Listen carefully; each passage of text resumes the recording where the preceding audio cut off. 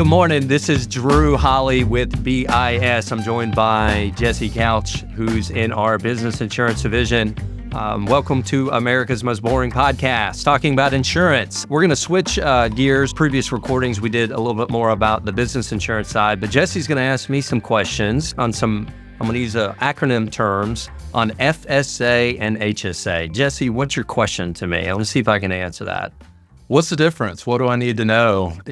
What do you tell your employees that work for you? It's in simple layman's terms. Yeah, great question. So you've got, hey, what's an HSA? What's an FSA? How does this work? And there's some misconceptions out there. So typically what an HSA, so if you are an employee or a business owner and you have a health insurance plan, there's just some strategic things you can do to save money, both for you as a business owner and for the staff. One of the things is, do I offer a much higher deductible? So say the average deductible is $3,000. Maybe you offer a $5,000 or $6,000. It costs less a month, but with that savings, you can implement what's called a health savings account. You don't have to. So the government has rules, I'll start with HSA, where they say, hey, you can put money into a bank account with pre-tax dollars and with a debit card, and typically HSA, you might get a debit card, and the debit card can be used swiped to pay for medical expenses, like a copay, like a deductible. But the brilliant side of it is it's pre-tax dollars. But not so much the carriers, not so much your broker or even your employer. The law, the federal government says it has to be deemed a high deductible health plan. So you can't just put a health savings account on any health insurance plan you have. Gotcha. Good enough. But any good broker is going to communicate to their employer, these plans are all what's called high deductible health plans or HDHP plans. And with that, you're allowed to have a health savings account, but you don't. Okay. So with that, a good communication tool, if you work at a company or if you're a business owner, you would want to communicate, hey, we have 2 health insurance plans or we have 3, but this specific one is a high deductible health plan. And you're allowed to throw money into a health savings account because it's a specific high deductible health plan. Why would you want to do that? Well, hopefully you're saving a little bit money because it's not costing you as much, but it's a higher deductible, but you're using pre-tax dollars to save money when you go to a doctor or you get prescription drugs, you go to the doctor or have a surgery or use your deductible. An employer does not have to throw money into that account, but they can. So I got a lot of clients that say, hey, we're going to throw $600 a year in there. And you just almost need to look at it if you're an employee as free money. And so you can take that debit card and use it. The big difference between an HSA and an FSA, HSA is kind of your money. If you leave the company, you get to take it with you. Right. You as an employee can throw money into that account too, on top of what the employer may or may not be doing. So yeah, it's a positive thing, but the biggest thing when you have a health savings account, it's not the limitation of the health savings account, but it's really just like a bank account. It's like a checking account with a Wells Fargo or Bank of America. Your plan design by law is not going to cover as much at the beginning, meaning instead of going to the doctor and pay a $30 copay or $40, by design, it's not until you meet your deductible. So hopefully you're using the money on your debit card to pay for that. Does that make sense? So does it mean that when you go to the doctor for just a checkup or whatever, you're probably going to be paying a higher $100 typically? I mean, what does that usually look like? Is it a bit higher? Great question. So almost all the high deductible health plans, these are specific plans that say, oh, you have a high deductible, you're allowed to have a health savings account. You don't have to have a health savings account, but you're allowed to. Almost all those plans out there, I'll say almost all, just to allow for the asterisks, have preventative care for free. That means you go to a checkup, you do your OBGYN annual, you do your physical, you do your child well care, including checkups on and immunizations that are preventative. There is no copay. Okay. And that's pretty true of most Affordable Care Act, ACA compliant health insurance plans, including high deductible. But good question, what if you're sick and go to the doctor? Well, yes, a good example, if you're sick visit, you're not going to pay a straight up $20 copay, $30, $40, $50.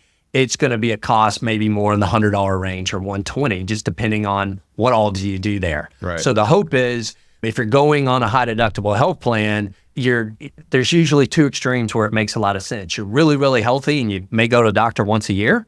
Because, hey, I'm exposed to a $100 copay or $150, that's a lot of money. But if you only go once a year, you're using those pre-tax dollars on that debit account. Or on the other extreme, you're used to really meeting a lot of your medical expenses every year. Like you meet what a line item is called your out-of-pocket maximum every year. So you know you're going to hit your max. Well, you might as well hit your max with pre-tax dollars. If you're in that middle, you probably don't want to be on a high deductible health plan with the health savings account. Okay. So at the end of the day, a health savings account is just a debit card. It's just a debit card with money. Does it automatically have money? It's all based off your employer. Some employers say, hey, you're allowed to put money pre-tax out of your paycheck. We've sponsored a health savings account. Again, just the checking account essentially. And if you leave the company, you get to take it with you. The difference between the health savings account and the FSA is there are some nuances. But does that answer your question on HSA? Yeah. So FSA is use it or lose it, right? Yeah, great question. It's so funny because that's still in the marketplace. The answer is it depends, all right? So in the old world, for those brokers that have been in the business before 2010 being included, flexible spending accounts were another tax advantage way that you could save on healthcare costs, dental costs, vision, prescriptions. The idea is, hey, I work for a company, medical expenses are getting more and more. Well, you can have an FSA, which is essentially, like a checking account. The money can go in there pre-tax, and you can use it to pay for copays or in lieu of copays or medical expenses. But unlike the HSA, it doesn't matter what health insurance plan you're on.